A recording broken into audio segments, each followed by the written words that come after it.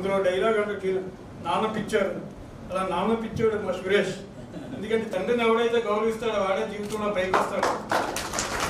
చిన్న వయసులో కనపడాలి కానీ ఆయన డీజీపీలకి ఐపీఎస్ ఆఫీసర్ కూడా ఎన్నో హ్యూమన్ రైట్స్ మీద కానీ వాటి మీద కానీ కన్వెన్షన్లో పార్టిసిపేట్ చేసిన is a very good motivator.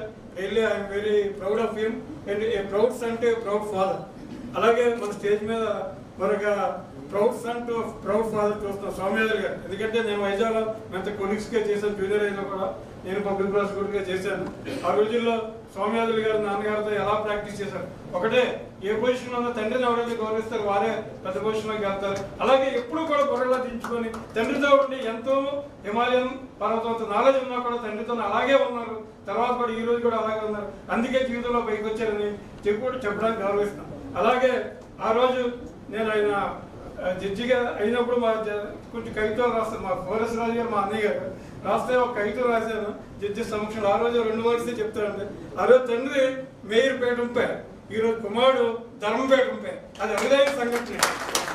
అలాగే చాలా మంది అనుకుంటారు సివిల్ ప్రాక్టీస్ అయితే సివిల్ అయితే తెలుస్తుంది, క్రిమినల్ అయితే క్రిమినల్. చాలా మంది సుబ్బారావు గారు అనుకుంటారు ఈయన సివిలే కదా క్రిమినల్ కాదని. అంటే నాలెడ్జ్ పట్టుదల ఉంటే ఎంత ఏ సబ్జెక్ట్ అయినా మాస్టర్ చేయడానికి ఒకే ఒక ఎగ్జాంపుల్.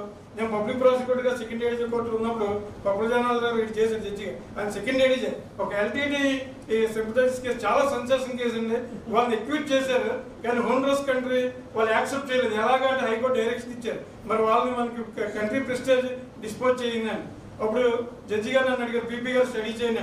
నేను స్టడీ చేశాను, నాకు అర్థం లేదు. అప్పుడు జడ్జి గారు మన సుబ్బారావు గారిని పిలిచి సార్ మీరు ఇందులో మాకు కోర్టుకి ఎంకేస్ గిరి హెల్ప్ చేయాలన్నారు.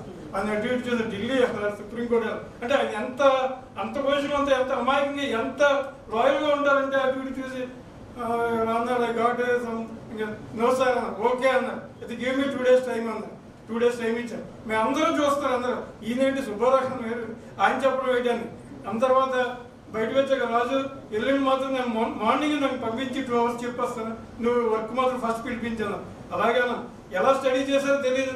1.5 hour ఎక్స్టెంపో ఆయన ఆర్గ్యూ చేసే కానీ కోర్టులో అదే జడ్జిమెంట్ రాశారు. అంటే that is the knowledge of the Subbarao గారు. ఆయన పట్టుదల కోర్టు మీద గౌరవం అన్నది ఆయన జీవితంలో పైకి తీసుకొస్తుందని చెబుతూ లాస్ట్లో సార్ నేనేదో ఆయన పొగడానికి నాకేం కేసులు లేదు, నాకు అవసరం లేదు, నేను ఈరోజు సిఐడి పబ్లిక్ ప్రాసిక్యూటర్గా ఉన్నాను. వారి కుమారుడు మొన్నే కోర్టులో వస్తున్నాడు, నిన్నే వచ్చాడు, జిల్లా కోర్టులో పక్కనే కూర్చున్నాడు. చూసాను తెలంగాణ నేను ఎవరు సౌమ్యాదల్ గారు పోలిపోయిందంటే ఎవరో చెప్పారు సౌమ్య గారు అబ్బాయి అంటే జూనియర్ ఉన్నారు. అది చెప్తున్నాను, గర్వం ఉండకూడదు. పక్కన కూర్చున్నాడు 10:30 పక్కనకి ముందు నాది. నేను ఇప్పుడు సిఐడి కూడా పిలిపి నా మ్యాటర్ పిలిచారు. మళ్ళీ మన జడ్జి గారు పక్కన ఉన్నారు. అలా కుర్రోడు చూసిన అలా చదువుకుంటాడు. 12 ఒంటి వరకు వెళ్ళారు.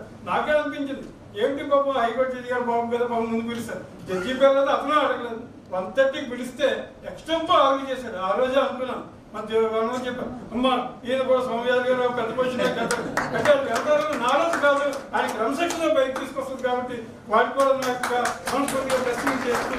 అలాగే నాన్నగారు ఎంత క్రమశిక్షణ అసలు పోలీస్ ఆఫీసర్స్ గెస్ట్ లెక్చర్గా పిలిస్తే పోలీసు వాళ్ళు విమర్శించారు. అది ధైర్యం. ఒక ఐపీఎస్ ఆఫీసర్ ఈ మధ్య సార్ గురించి గెస్ట్ లెక్చర్ వచ్చి చెప్పారు, బిఎల్ఎన్ గారు మా ఫ్రెండ్ అండ్ ఫో అన్నారు, ఎనిమి అన్నారు.